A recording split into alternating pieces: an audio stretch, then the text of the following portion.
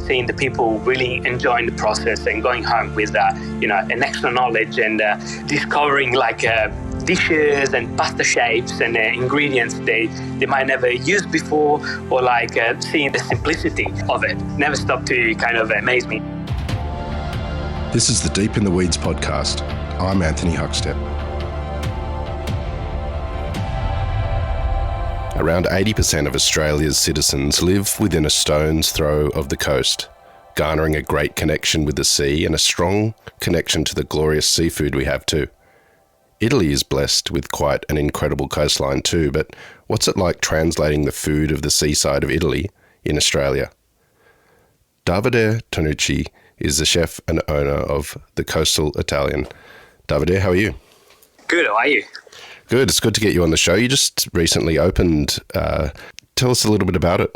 Yeah, so I recently opened a little store where I am running cooking classes, Italian cooking classes, where I teach whether it's pasta making, gnocchi, ravioli, you name it. And also I have a little retail side where I have premium Italian products. Yeah, it's the Coastal Italian, but you're not right on the coast. Tell us about the choice of location. Yeah, so the choice of location came, I live in Glebe, so I've been looking for a spot where to have my little store all around Sydney, and I found this little store in a beautiful building here in Glebe, and kind of had the vintage look kind of thing, and it was just the perfect setup for me. Tell us a little bit about what you're doing there. I know you just briefly touched on it, but expand on that and tell us what the purpose of it is. Yeah, so I come from a chef and hospitality background, so I've been working in the restaurant for quite a while, and I just a few years ago I wanted to kind of step out and see what was around the corner, something else, and I started by chance, pretty much, doing cooking classes in a shop that was in Surrey Hills, probably the Essential Ingredient. So they used to have a cooking school over there, and by chance I dropped off my resume, which it felt like I was back 10 years back when I was going around backpacking, dropping resume kind of thing. But I walked in the door and asked, and a few weeks later they said, "Oh yeah, there is a spot opening up, and if you are interested, we would love to have you on board." And I started the way doing cooking classes. And then from there, I slowly, found my groove, and I always had, in the last few years, in the back of my mind, kind of, I would like to open something for myself where I can kind of have the whole kind of Italian experience kind of thing. And yeah, I finally found the right spot and decided to open up with challenges, but we're all clear now. A couple of weeks ago, we finally opened the store where you come in and buy. There are ticketed events, so you can purchase your ticket, whether it's for one class or for multiple classes. You can come by yourself or with a friend and learn how to make pasta and sauces the Italian way, without too many things, too many ingredients. Just a good, authentic, essential Italian cooking. Yeah.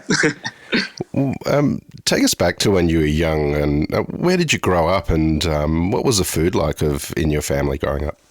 Yeah, so I'm from a small town called Pesaro, which is on the Adriatic coast. That's the name, the Coastal Italian. So growing up there, it was pretty much seafood, not every day, but multiple times per week, because it was just so accessible and easy to find at the fish market. Or I remember in summer, me and my dad going fishing, picking oysters or clams, and it was a lot of fun. Fresh seafood and a lot of family get together kind of thing, which is I feel like is the essence of Italian cuisine. Are there any feasts or dishes from within your family that you remember that you can share with us? Yeah, sure. So one over everyone, I think, one dish that is really, you have that one every time you, whether it's Christmas, Easter, or like any kind of big family get together, is cappelletti in brodo. So is because my town is really close to Emilia Romagna, so we have a lot of influence from the Romagna region, the Bologna, Modena area kind of thing. And cappelletti, they pretty much, the filling is exactly the same as the tortellini, so the meaty filling, but the shape is a little different. And served with a rich broth, and that one is like a staple. You need to have it every time you kind of get together. Yeah. When did you first sort of have an interest in food and consider it as a career as a chef? Yeah. Well, interested in food, I like growing up, the food was all around me. Like whether it was with my grandma making the cappelletti over for the whole family, or like coming after school. I was the first one at home, so I had to learn how to make a pasta dish for my sister and my mom coming for lunch. So that one was the first feel of cooking. But as a career, I started a little later. So after high school, I started to go to uni, archaeology, so nothing to do with food. And yeah, exactly. And I was looking for like a little side job, to do during uni, and my uncle had a friend had a restaurant, like a seafood restaurant. So I started working there a few days a week, literally doing salads and washing dishes. Yeah, and slowly I improved the interest in, and he goes, "Oh, you want to try do entree and stepping up a little." And by the end of the summer season, and after a year or two, I was like, okay, I think this one might be my career instead of archaeology. Well, what were some of the really influential people and venues that you worked in as you built your career? Yeah, well, this one in Italy for sure was the first big influential place. So it was the restaurant was called Costa Amara, so bitter muscle, but it doesn't translate right. But is from a classic Italian movie. So that one was really kind of putting me the love and passion for seafood. Was every day fresh seafood, and we were building the menu around what we were getting on the day. Apart from that, coming here in Australia, there are a couple of chefs there. I think they kind of, put an extra spark on me. A couple of them, one of them is Alex Wong. I think now is running Lana in the city. And another one is Naomi Lowry, that I worked with her a few years back as well. Yeah, so it's I would say they are the two major people. They put an extra spark on me. And also a good friend of mine now, Daniel Mulligan. Yeah, that he was the head chef years back at Pilu. So he gave me a good knowledge of his techniques and yeah. Well, and take us back to Italy, and you mentioned the impact of seafood and how much you were sort of handling it and cooking it as well. Are there any sort of species or dishes that really stood out from that time over there? Yeah, so our region, my area is kind of let's say famous or renowned for this seafood dish. So it's a kind of a soup. It's called brodetto di pesce. So it's a nice, rich seafood soup where traditionally you use like all the kind of the seafood that nobody wants, kind of thing. The leftover the fishermen had. Yeah, the leftover the fishermen had at the end of the day, they would go home and make this kind of rich tomato-based soup. Another one would have been they call cannocchie in porchetta, so the manta shrimps, right? So using the porchetta kind of ingredients, so the wild fennel, the white wine, and those ones were really delicious. Yeah, I remember last winter or something, I went down to Carriageworks and I saw the wild fennel, and everyone was, running to get it. I was lucky enough to get a bunch. Yeah. Tell us a bit about your first head chef role back in Italy. Yeah, so that one there was kind of, again, my experience in my first restaurant. So slowly, I, as I said, from salad, throughout the years, I stepped up a little bit. And the owner, a few years later, opened up another venue in a town close by. And by chance, he asked me if I would be happy to run the restaurant for him, and I said, "Yeah, I'll take the opportunity." And from there, it was a really fun experience. I learned a lot, so that one was the first kind of head chef experience over there. It was a little, confronting at the beginning because it was my first big role, but I had an amazing team around, and it was really fun. And as I said, the base of the restaurant was exactly the same. So fresh seafood every day, making up dishes as the seafood was coming in, and it was really fun. Did that chance to become a head chef, did that change your approach to your craft? Are you surprised by the role?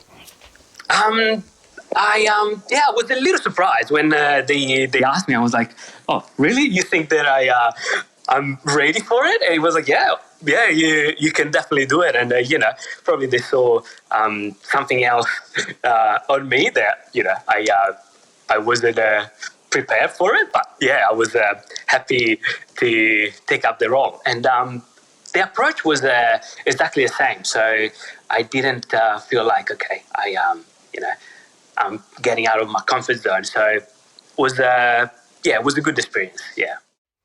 What led to the move to Australia? So Australia was kind of the thing that was always on the back of my mind, like where I was reading books about it or watching documentaries. So Australia was like, that's a nice place to go and visit. So again, I was quite happy with my role, in Italy, but I was like, okay, I can't be, already running a restaurant and, settle down, and I need another challenge. So I decided to literally within a few weeks, I made up my mind and was like, okay, yes, I bought a ticket. Yeah, I bought a ticket, and I was like, okay, Australia, here I come. What did you think of the food and restaurant offering here once you got here? Yeah, it was quite different. I thought, I was at this stage, I was running the restaurant for a year or two back in Italy. So I kind of thought that I knew a little bit, how to handle seafood and, having a few, good reviews under my belt. So I thought, okay, I can maybe not running a restaurant because of my, English level, but, maybe sous chef or something like that. And when I got here, I was like thrown by my level of English. I remember stepping into the kitchen, and really simply, the head chef went, "How you going?" And I was like, "Oh my God, what did he ask?" And I was like, "Oh my God, okay. I need to take a step back." And pretty much I started from, entree, starting from zero almost. Yeah. But it was, humbling experience, was really good. And, was fun. Was a fun, the beginning. Yeah, was really good. What did you think of Italian food in Australia? A lot of butter for for being Italian, yeah. I remember I was in this restaurant in Mossman. That was my first experience. And it was the Italo, like a modern Australian kind of thing. I think modern Australian was the title for the restaurant. And I was like, when I saw the menu, when I first walked in, I was like, was all in Italian, and I was like, oh, sweet, I'm good. But the way it's prepared, and the different techniques, I was like, okay, I need to relearn kind of thing the way things are done over here, and I took it from there, and I was like, okay, kind of forget what you know, and start again here. You've been here for over a decade now. What's some of the really key venues that you worked at, and what sort of impact did they have on you? Yeah, so key venues, definitely going back to chefs, they kind of, as I said, put another spark on me. One of the venues was Allegra Dining with Alex Wong. And that one was a super fun, very interesting venue. Alex always put his own spin into dishes, and it was really, really fun to learn new ingredients as well, indigenous ingredients, and was really fun. And another one again was with Naomi Culinet Vino in Post Point, and even there was again a beautiful venue. Learn a ton from her, and so those two, I think, were the pinnacle, of the venues where I worked in, As I just alluded to just before, you've been here over a decade. Did you originally come just to immerse yourself, or did you move here with a plan to stay? I came here just to, the first year, I was just to kind of explore and give it a go kind of thing. So I knew, that I could get a job as a chef. So I was like, okay, let's work for as much as I can as a chef, and then see, I've done fruit picking and, volunteering and all of that to obtain the second year working holiday visa. I was like, okay, let's do whatever it takes to get another year, and then go back to Italy, see how I feel, and, go from there. And after 1 year in Australia, went back, and after a couple of months, I was back in Sydney. Yeah. What was the lure? What drew you back? I think was the whole lifestyle kind of thing that I always loved, and what brought me here in the first place. Yeah, it's the lifestyle that I really loved, and I could see myself here as kind of also improve my career as a chef, because the second time when I got here, I knew that I was gonna come here to literally work and try to stay here. Yeah. You mentioned at the top of the show about the simplicity of Italian food. Tell us a little bit about your cooking and your approach. Is there a dish or two that kind of exemplifies this simplicity that you speak of? Yeah. So as I said, like even when I teach cooking classes, a lot of the people that attend are kind of surprised by few little ingredients sometimes you need to make a dish taste good.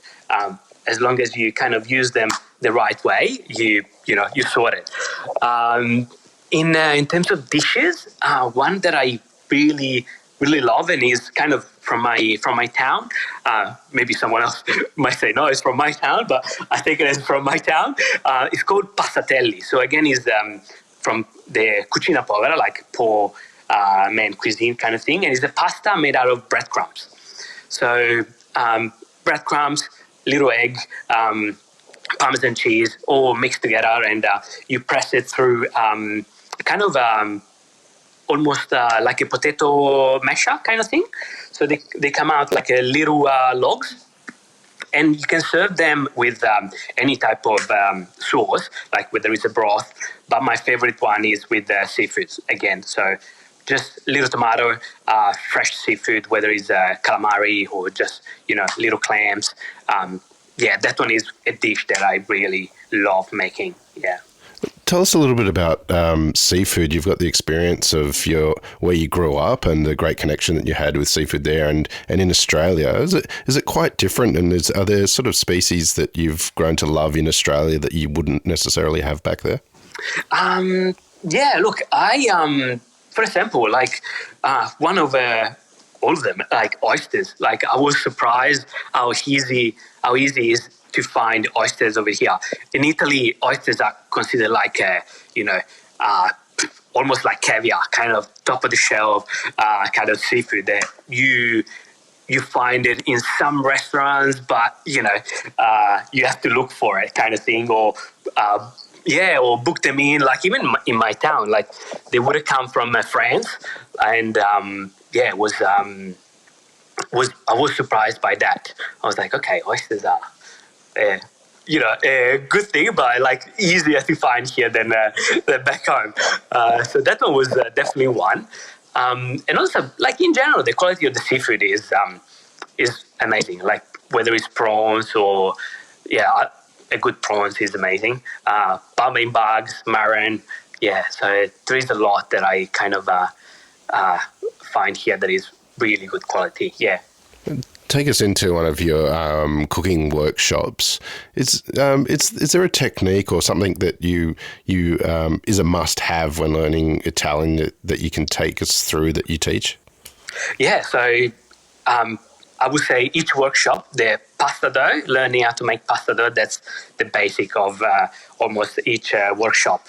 And again, people will be the kind of they might have in the back of my mind or the scene video that it might be messy and complicated, but I love see their face when it was like, oh wow, this is something that I can actually do at home on a not day-to-day base, but like once a week or on a weekend when I got a little bit more time. So that one is always the highlight of each class, making fresh pasta dough. Are there any sort of tips or secrets to getting really special pasta dough? No, really. Like is like as long as you get the right ratio of flour and eggs, I think you are on a good start. And then the kneading part as well. That one is something that you can see many videos, but like until I guess you have someone that shows you how to properly knead it by hand. That one is another good hands-on experience that you can't get from YouTube videos, for example. Yeah. It's been a crazy couple of years. What's been the challenges of opening your own venue and getting it up and running? Has it surprised you, the process? It was as I said, that was kind of a challenge for me the last few months. The last couple of years it's been difficult with COVID. Obviously, running events, whether they were small or larger, has been very difficult. I've seen, Essential Ingredient, the venue where I was working, closed down. And another place where I was renting the kitchen space, again, closed down. So I was like, okay, it's been a rough couple of years for me for kind of, running this kind of workshops. But, finally the last 6 months when I took up the lease and the lease for this shop and start building it up was another challenge with council approvals and all of that. I'm sure many people went through it, and it's not always straightforward. But we got over it, and I'm so glad that finally we are able to open and welcome everyone. Well, I know you've only just opened the Coastal Italian store and just getting going, but what are you loving about what you're doing?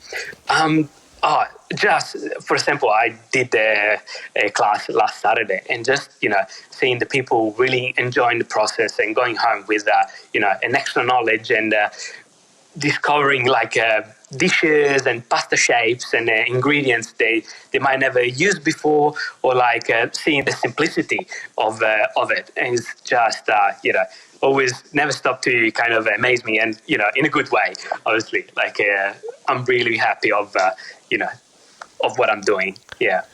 Well, Davide, it's an honour to have you on Deep in the Weeds today to hear a bit of your story. Good luck with the Coastal Italian store there in Glebe. Please keep in touch and we'll catch up again soon. Thank you so much for having me. This is the Deep in the Weeds podcast.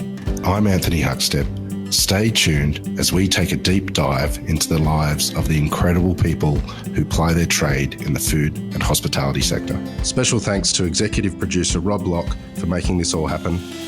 Follow us on Instagram at Deep in the Weeds Podcast or email us at podcast@deepintheweeds.com.au. Stay safe and be well.